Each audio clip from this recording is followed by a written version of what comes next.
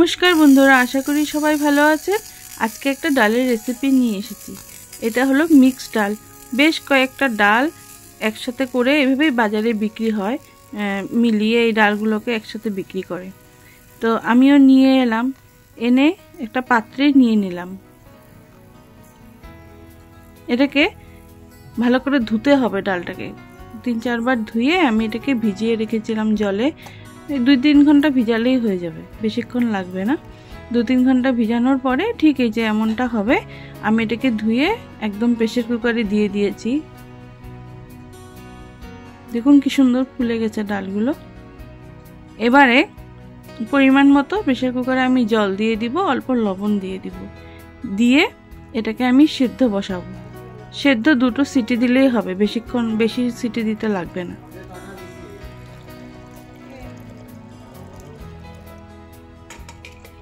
এই দেখুন সেদ্ধ করার পরে ঠিক এমনটা হয়ে গেছে। তো এখন ডালটাকে ফোড়ন দেওয়ার বা সম্বার দেওয়ার পালা।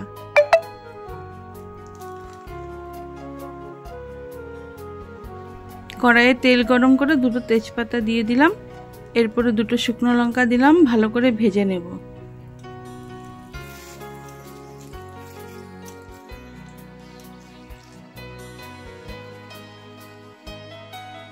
এবারে অল্প রসুন বাটা দেব, রসুনের পেস্ট আর কি।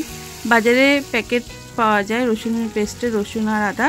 আমি ওটা কিনে এনেছি। কি করব, শর্টকাট করতে হয় সব কিছু, হাতে সময় না থাকলে। আর এটা হলো আদার পেস্ট। দেখুন এই দুটো আমি দিয়ে দিলাম তেলে, দিয়ে অল্প হলুদ দিয়ে ভালো করে ভেজে নেব।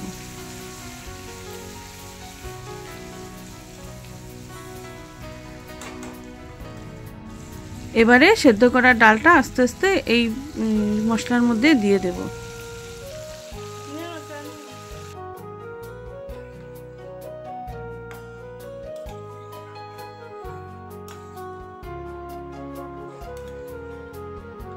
ডালটাকে ভালো করে ফোটাবো মশলার সাথে।